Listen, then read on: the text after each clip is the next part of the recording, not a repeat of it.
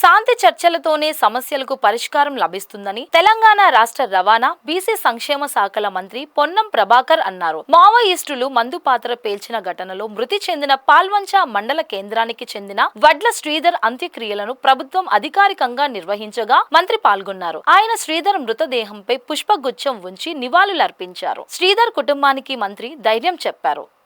అనంతరం మంత్రి మీడియాతో మాట్లాడుతూ విధి నిర్వహణలో క్రమశిక్షణతో పనిచేసిన శ్రీధర్ కుటుంబానికి ప్రభుత్వం అండగా ఉంటుందన్నారు. మావోల ఏరివేతపై కేంద్రం కఠినంగా వ్యవహరిస్తుందని, చర్చలకు సిద్ధమని మావోయిస్టు పార్టీ కూడా ప్రకటించిందని తెలిపారు. కేంద్ర రాష్ట్ర ప్రభుత్వాలు శాంతి భద్రతల విషయంలో, అంతర్గత భద్రతా విషయంలో ఆలోచించి ముందుకు సాగుతుందన్నారు. అతని కుటుంబానికి 2.17 కోట్ల పరిహారంతో పాటు 300 గజాల స్థలం, కుటుంబంలో ఒకరికి ప్రభుత్వ ఉద్యోగం ఇవ్వాలని ప్రభుత్వం నిర్ణయించింది. విధి నిర్వహణలో భాగంగా నిన్న ములుగు జిల్లాకు సంబంధించినటువంటి పోరాటం లోపల చనిపోవడం జరిగింది.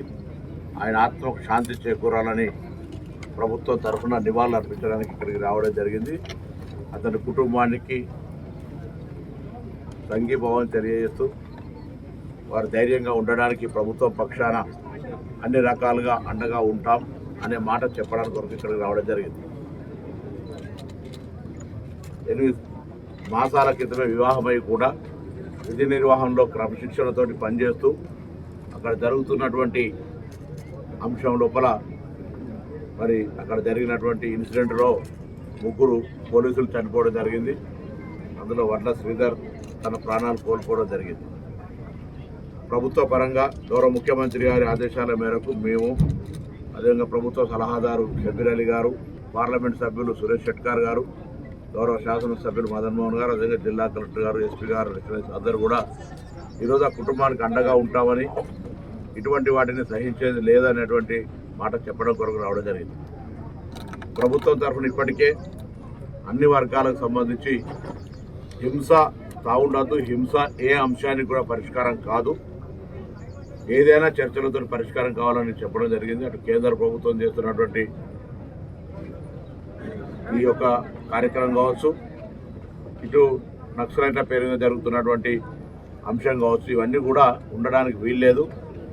అవి సంస్థలు కావచ్చు, అవి ప్రభుత్వాలు కావచ్చు, అవి వ్యక్తులు కావచ్చు, ఎవరైనా సరే హింసకు పాల్పడితే దానికి బేసిక్గా కాంగ్రెస్ పార్టీ వ్యతిరేక, అందులో ప్రజాస్వామ్యాన్ని ఇచ్చేటువంటి ప్రభుత్వాలు ఏవైనా కూడా ఇటువంటి విధానానికి అంగీకరించమని చెప్పడం జరిగింది.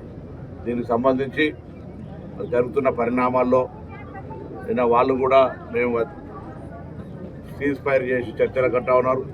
సెంట్రల్ గవర్నమెంట్ కఠినంగా ఉంటుంది అనేటువంటి మాట చెప్తా ఉన్నారు. కాబట్టి వాటి అన్నింటి మధ్యలో ప్రాణ నష్టం జరగకుండా ఉండి శాంతి భద్రతలు కాపాడుతూ ఎవరిని కూడా ఎవరు చంపుకోవడం లేవు, చట్టం ఉంది, లా ఉంది, దాని ప్రకారంగా పోతే బాగుంటుంది అనేటువంటి అభిప్రాయాన్ని గౌరవ ముఖ్యమంత్రి గారి పక్షాన తెలంగాణ ప్రభుత్వం ఇప్పటికే అనేక సందర్భాల్లో కేంద్రాన్ని కోరినాం.